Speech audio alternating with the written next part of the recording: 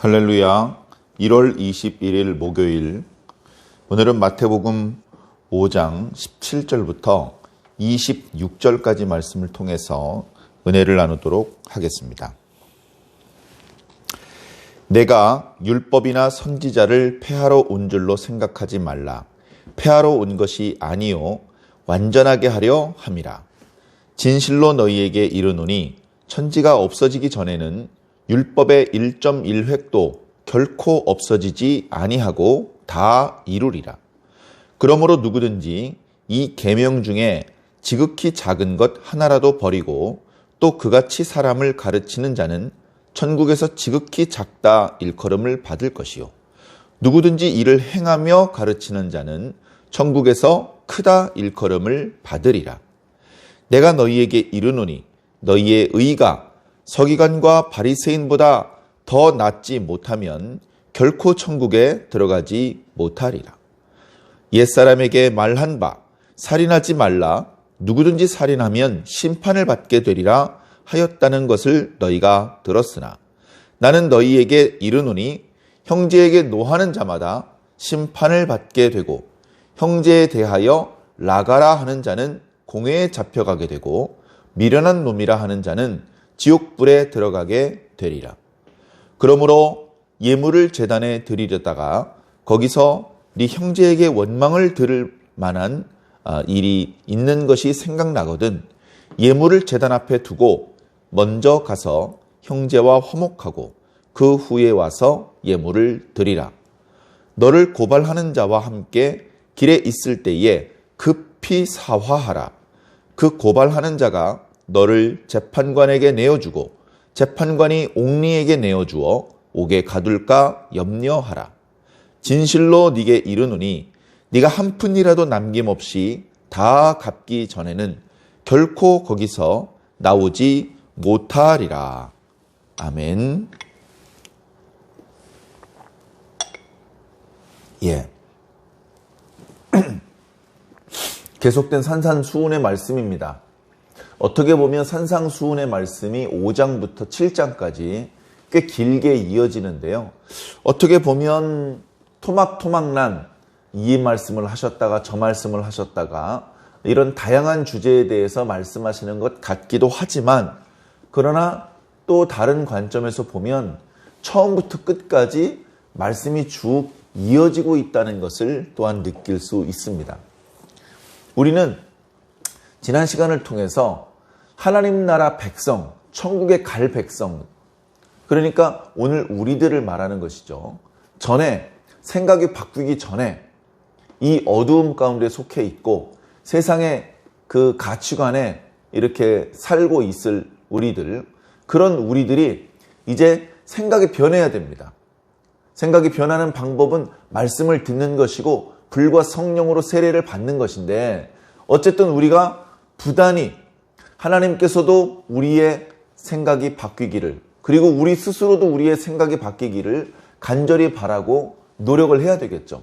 그래서 어느 순간 갑자기 바뀌는 것도 아니고 그렇다고 서서히 바뀌는 것도 아니고 서서히 바뀌는 측면도 있고 어느 순간 갑자기 바뀌는 측면도 있어서 그래서 어찌되었거나 우리는 이제 이 세상의 가르침에 만족하고 살지 않고 이것은 옳지 않고 바르지 않은 것이구나라는 것을 깨닫고 오히려 우리에게 있는 영적인 결핍을 느끼면서 그 결핍을 하나님으로 채우기를 간절히 바라는 마음, 그 과정에서 다소간의 세상의 미움을 받더라도 개의치 않고 오히려 기뻐할 수 있는 세상 사람들의 반응을 연연하지 않고 계속해서 소금과 빛으로 살아갈 수 있는 진정한 하나님 나라의 백성이 되어야 된다는 우리가 새롭게 품어야 될 영적인 품성에 대한 말씀을 드렸었습니다. 오늘 말씀도 그 말씀과 이게 동떨어진 말씀이 아니고요. 계속해서 이제 이어지는 말씀입니다. 자, 오늘 17절 말씀은요. 이제 앞으로 이어질 5장 뒷부분에 있는 말씀들 전체에 어떤 그 개요에 해당되는 말씀이라고 그렇게 생각이 됩니다. 내가 율법이나 선지자를 폐하러 온 줄로 생각하지 말아라. 폐하러 온 것이 아니다. 오히려 완전케 하려고 온 것이다. 자, 율법이나 선지자는요, 구약 성경을 말합니다. 구약 성경은 모두가 율법의 내용, 그리고 선지자들의 내용으로 가득 차 있습니다. 실제로 구약 성경을 구별을 할 때 모세오경이 대표적인 율법이고요. 그 다음에 전기 예언서와 후기 예언서가 그 나머지를 차지하고 있습니다. 물론 일부 시편이라든가 욥기라든가 이런 지혜문학이라든가 어떤 성문서라고 표현되는 이제 그런 글도 있는데요. 그래서 구약을 시와 율법과 선지자의 글로 더 세분하게 구별하는 내용도 있는데요. 결국 그 시편과 그 성문서에 해당되는 내용도 결국은 율법의 내용을 근거로 해서 선지자들의 말씀들이 그 내용들을 차지하고 있는 것입니다. 그래, 율법과 선지자다라고 말했을 경우에는 오늘날 우리가 말하는 구약 성경을 지칭하여 말하는 것인데, 그 율법과 선지자는 그 자체로 완전하지 않습니다. 오늘 말씀을 보니까 누군가 완전케 해주시기 전에 스스로의 힘만으로는 완전하지 않구나라는 것을 우리가 알 수 있죠.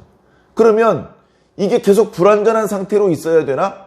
하나님께서 이렇게 불완전한 걸 우리에게 주셨나? 구약 성도들은 이렇게 불완전한 것을 온전한 것이라고 착각하고 살았던 것인가? 하나님의 말씀은요, 결국은 하나님을 통해서 완전하게 되는 것입니다. 내년에 비가 올 것이다. 이 말씀만 가지고는 완전할 수 없죠. 실제로 내년에 비가 와야 작년부터 전파했던 그 말씀은 온전한 말씀으로 인정되는 것입니다. 구약에 있는 모든 말씀이 다 그런 것이죠. 구약의 대부분의 말씀이 구약 성경 안에서 종결된 것도 있지만 결국은 구약 성경 안에서 완결된 것 같은 그 말씀조차 결국은 예수 그리스도를 예표하는 그림자의 말씀, 또 예수 그리스도를 예고하는 말씀, 예수 그리스도께서 우리를 위해서 해 주실 일에 대하여 간접적으로 묘사하고 있는 말씀이기 때문에 결국 구약 성경은 예수 그리스도의 출현을 통해서만 완성될 수 있습니다. 예수님께서는 구약 성경을 완전하게 하시는 분입니다. 물론 구약 성경에 메시아가 오실 것이다, 너희들을 구원해 주실 것이다, 이런 종류의 말씀만 성취하는 그런 예언적인 내용들만 완전하게 해주시는 분이 아니고요. 예수님께서 출현하실 것을 예고하는 것과는 약간 동떨어진 것 같은 구체적인 율법의 말씀, 우리가 잘 아는 예를 들면 십계명의 말씀, 그런 말씀들을 완전하게 하시는 분이기도 합니다. 그러니까 구약 성경 그 어느 구절도 예수님이 아니고서는 스스로 완전해질 수 없습니다. 그런데 예수님을 통해서 이제 조금씩 완전해지고 있는 것이죠. 이제 이어지는 마태복음 5장 그 뒷부분에 있는 말씀들은 그 중에서 몇 가지 예를 들어서 말씀해주고 있는 것입니다. 좀 더 개요의 부분을 살펴보도록 하겠습니다.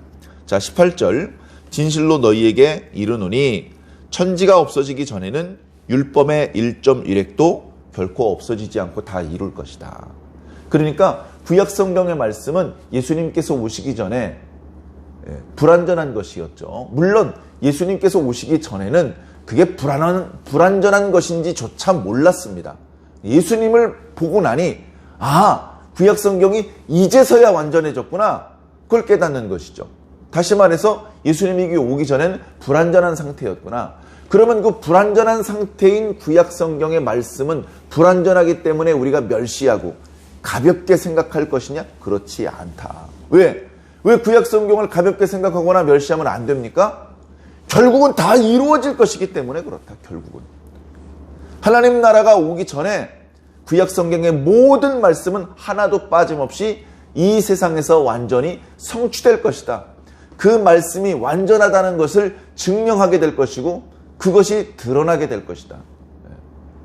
결국은 그 모든 것은 거듭 말씀드리지만 예수 그리스도를 통해서 또 주님께서 보내시는 성령을 통해서 그렇게 될 것입니다.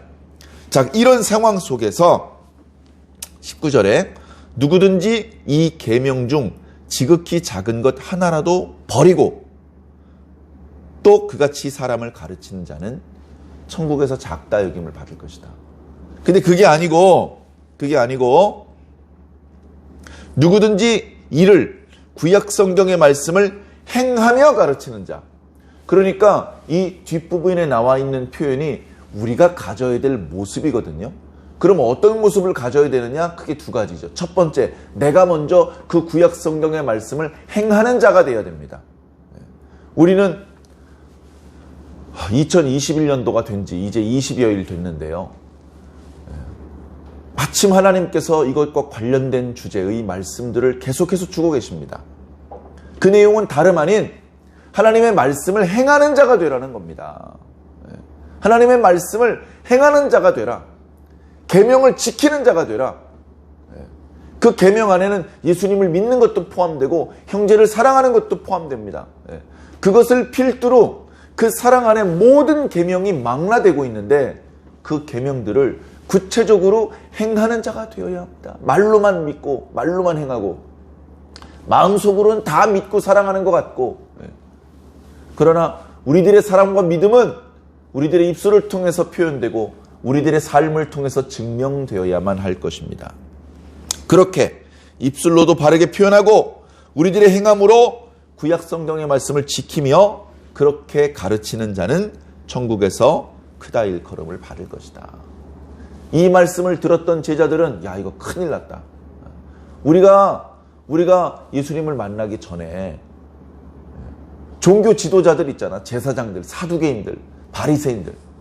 그 사람들이 하나님을 믿는 신앙에 아주 열심히 많은 사람들인데, 그런데 이상하게 그런 사람들에 대하여 존경심보다는 뭔가 좀 안이 꽂고 뭔가 좀 불편한 마음이 있었잖아. 근데 오늘 주님 말씀을 듣고 보니까 야, 그럼 그 바리새인들이 잘하고 있는 거였네?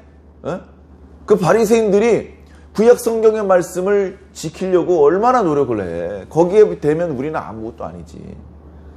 그럼 우리도 다 바리새인들처럼 돼야 된다는 그런 말씀이신가? 그런 생각이 들 수 있습니다. 어쩌면 지금 이 말씀을 듣고 있는 성도들도 그런 생각이 잠깐 들었을지 모릅니다. 그래서 주님께서는 말씀해 주고 계신 것이죠. 20절에 내가 너희에게 이르노니 너희의 의가 서기관과 바리새인보다 더 낫지 못하면 결코 천국에 들어갈 수 없다. 우리는요, 당연히 천국에 들어가야죠. 저와 여러분 모두 천국에 꼭 들어가야 됩니다. 꼭 들어가야 됩니다. 자, 그런데 그렇게 되려면 우리의 의가 서기관과 바리새인의 의보다 더 나아야 된다라고 말하고 있습니다. 우리의 의는요, 마음속의 상태를 말하는 게 아닙니다. 마음속에 하나님을 내가 얼마나 사랑하는지, 내가 주님을 얼마나 철석같이 믿는지를 말하는 게 아니고요. 그 사랑과 그 믿음이 입술로 바르게 표현되고 우리의 삶으로 바르게 증명되는 것까지를 말하는 것입니다.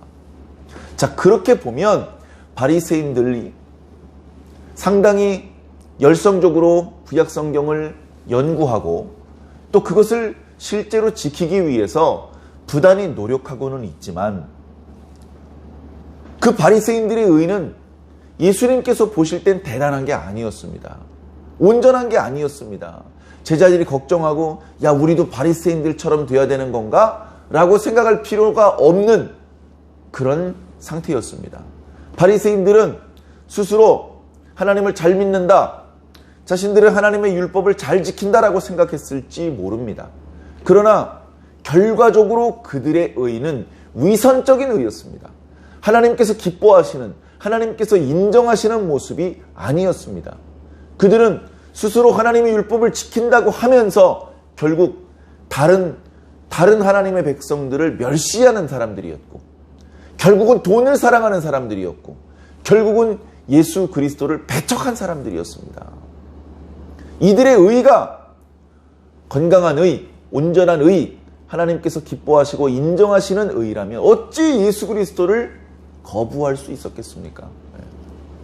그들의 의는 다 말뿐이고 오히려 외식과 위선으로 가득 찬 모습이었다는 것을 우리는 인정하지 않을 수 없는 것입니다. 우리는 그런 모습을 본받으려는 것이 아닙니다. 우리는 그들보다 더 뛰어난 사람들이 되어야 합니다. 우리가 11조의 계명을 압니다. 11조의 계명을 지켜야 되죠. 그러면서 바리새인들은 나는 11절 다 바쳐. 저놈들은 안 지키는데 난 지켰어. 이런 상대적인 우월감에 빠져 있을 때 주님께서 말씀하셨습니다. 그래, 11조 잘하는 거지.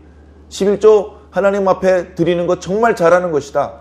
그러나 너희는 그것보다 더 중요한 것, 의와 인과 신을 버렸다. 11조도 드려야 되고 하나님께서 중요하게 생각하시는 의와 인과 신도 버리지 않아야 한다. 바로 이런 모습에서 표면적으로만 율법을 지키는 바리새인들의 모습보다 더 뛰어난 의를 우리 하나님의 성도들은 가지고 있어야 되는 것입니다.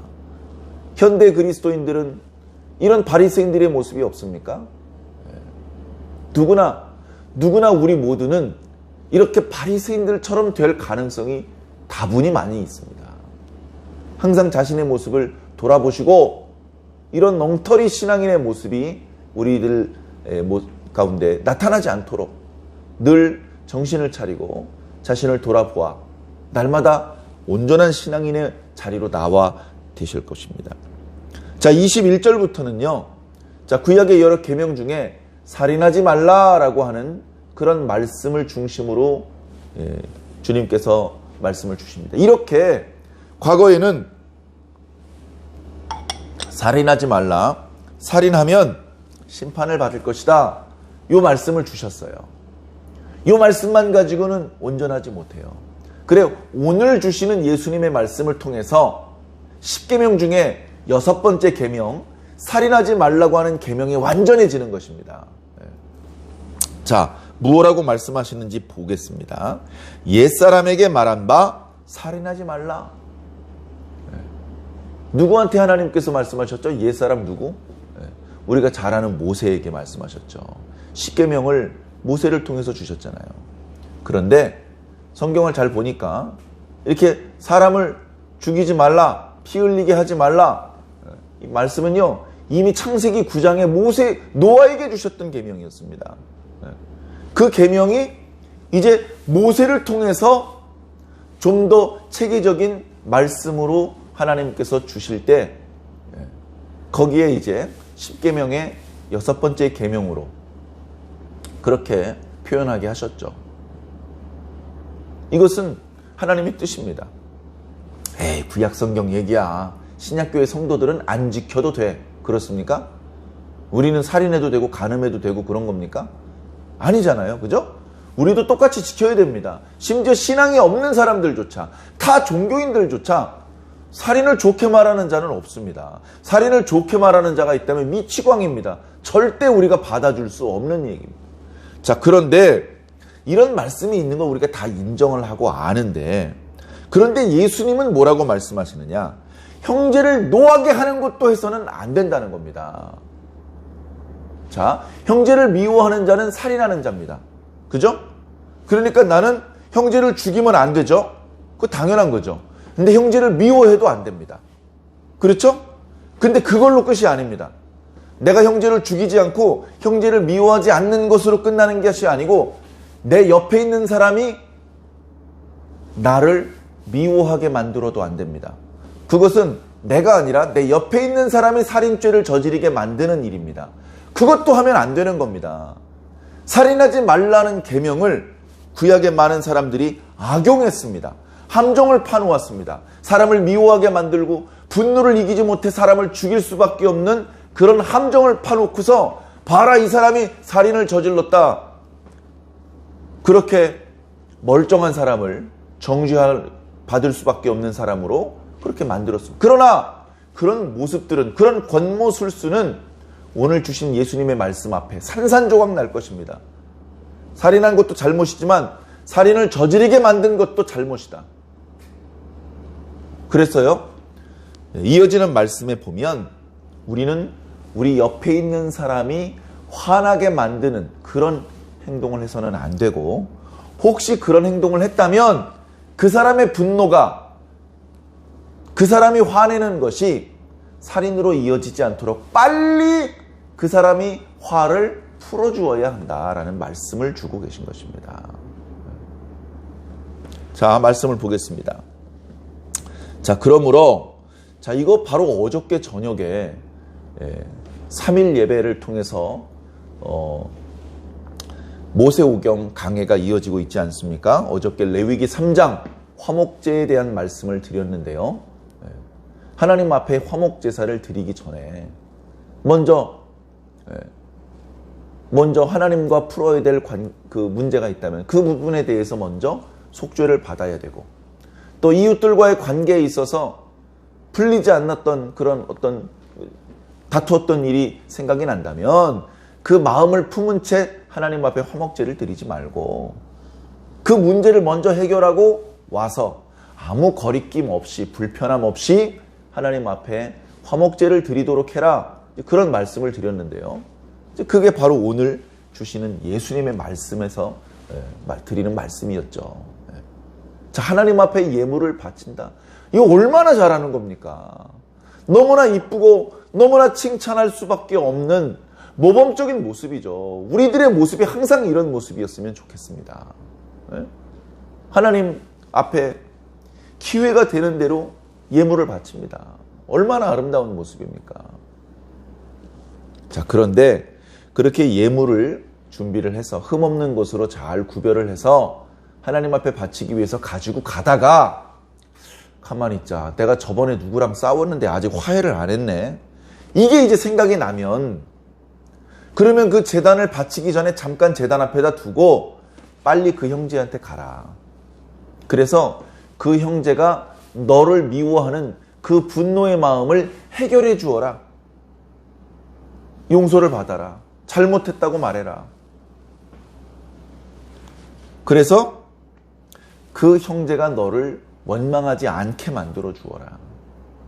살인하는 마음이 이 세상에서 사라지게 해 주어라. 그걸 해주라는 말입니다. 우리는 살면서 얼마나 우리 주변에 있는 사람을 열받게 하며 살고 있습니까? 의도적이든 의도적이지 않든 우리는 우리 주변 사람들을 열받게 합니다. 방법도 다양합니다.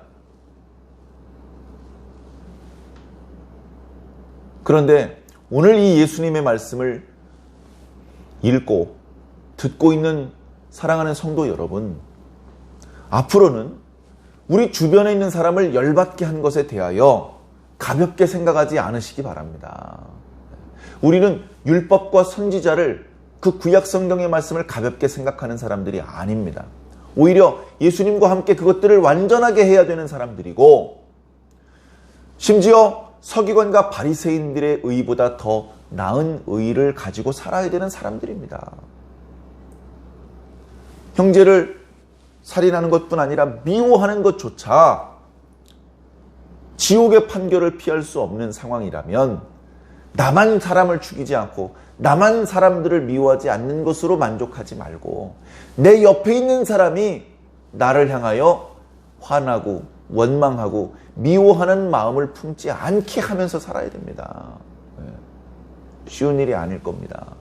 나의 말과 행동이 상대방의 감정을 어떻게 움직이는지 그걸 어떻게 다 헤아릴 수 있겠습니까? 그러나 우리가 할 수 있는 최선을 다해야 됩니다. 나도 모르게 내 주변에 있는 사람을 화나게 만들었다면, 뒤늦게라도 그것을 알았다면 빨리 뉘우치고 빨리 화해를 해야 됩니다. 그리고 그런 경험들이 이런 식으로 말하고 행동하면 내 주변에 있는 사람들이 열받는구나, 그것을 빨리 깨닫고 그렇게 주변에 있는 사람들을 화나게 만들 수밖에 없는 행동은 하지 않고 살아야 됩니다. 하지 않고 살아야 됩니다. 나만 살인죄를 저지르지 않으면 된다는 생각을 버리시고 내 형제와 이웃들도 살인죄를 저지르지 않도록 하면서 살아야 된다는 것이죠. 그래서 형제와 먼저 화목하고 24절에 그 후에 와서 예물을 하나님께 드려라. 그렇게 했을 때 하나님께서 기쁘게 그 예물을 받으시고 너에게 축복을 해주실 것이다. 자, 25절. 길을 걷고 있을 때 너를 고발하려는 자가 저쪽 길에 서 있는 것을 본다면 그가 정말로 고발해버리기 전에 얼른 가서 그 사람과 사화하라. 이 말은요, 화해하라는 말입니다. 빨리 가서 그 사람에게 사화하라. 아이고 선생님, 사실 지난번에 제가 너무 실례를 했습니다. 지난번에 일은 정말 제가 잘못했습니다. 제가 뒤늦게 깨닫고라도 이렇게 죄송하다는 말씀을 드리네요. 용서해 주십시오. 이렇게 말하는 게 쉽지 않을 수 있습니다. 근데 이걸 말을 해야 돼요. 자존심의 문제가 아니고요. 내가 천국에 가냐 못 가냐 문제입니다. 죽고 사는 문제죠. 목숨을 걸고 화해하면서 살아야 되는 것이죠. 팔복의 말씀에 화평케 하는 자는 복이 있나니 그들이 하나님의 아들이라 일컬음을 받을 것이라는 말씀이 그저 스쳐 지나갈 말씀이 아니라 이렇게 우리의 죽고 사는 문제까지 연결되는 문제입니다. 우리는 부지런히 하나님과 화해해야 되고 내 형제들과 화해해야 되고 나와 상관없는 제3자들 간의 관계를 화목하게 하면서 살아야 됩니다. 예수님께서 그렇게 사셨고 우리도 그렇게 살아야 되는 것이죠. 자, 그래서 그 사람이 정말로 고발해서 너를 재판관에게 넘겨주고 재판관은 유죄를 판결하면서 너를 간수에게 넘겨주면 너는 거기서 잔돈까지 다 갚을 때까지 나오지 못하게 된다. 그렇게 되기 전에 미리미리 화해하라. 미리미리 화해하라. 자, 오늘은 이 말씀을 한번 실천해 보면서 살면 좋겠습니다. 여러분, 살인하지 마십시오. 이 말씀은 실천할 수 있죠. 우리는 누가 지금까지 태어나서 한 번도 사람을 죽여보지 않은 사람이 더 많지 않습니까? 나는 그러면 살인죄를 저지르지 않고 살고 있어. 뭐 그렇게 만족하며 살지 모릅니다. 근데 예수님의 말씀을 듣고 나니까 구약의 말씀을 더 완전하게 하시는 구약의 모세를 통해서 주셨던 계명의 더 온전한 설명, 그 계명을 주신 하나님의 의도까지 말씀해 주신 오늘 예수님의 말씀을 듣고 보니 미워하는 것도 하면 안 되는구나. 내가 미워하는 것을 하면 안 되는 것뿐 아니라 내 옆에 있는 사람도 나를 미워하는 그런 마음이 들게 해서는 안 되는 거구나. 그것은 살인죄고 살인을 저지르게 하는 죄구나. 그런 것까지 우리가 마음속으로 헤아리면서 그러면서 좀 더 하나님 나라 백성 같은 천국 백성의 품성을 품은 자다운 소금 같고 빛과 같은 역할을 하는 그런 저와 여러분들이 되어야 하지 않겠습니까? 오늘 한번 이 말씀을 실천해 보시기 바랍니다. 형제를 미워하지 않을 뿐 아니라 주변에 여러분들을 미워하는 자와 부지런히 화해하십시오. 목사님, 제가 잘못한 게 아닌데 어떡합니까? 여러분들이 잘못한 것이 아닐 때 빨리 사과해야 됩니다. 여러분들이 잘못한 게 아닐 때 그때 먼저 사과해야 됩니다. 먼저 화해의 손을 내미는 사람이 큰 자입니다. 저와 여러분들은 하나님 나라에서 큰 자로 인정을 받는 자가 되어야 하지 않겠습니까? 그렇게 오늘 하루도 주님을 기쁘시게 하는 모습으로 승리하시기를 예수님 이름으로 간절히 축원합니다.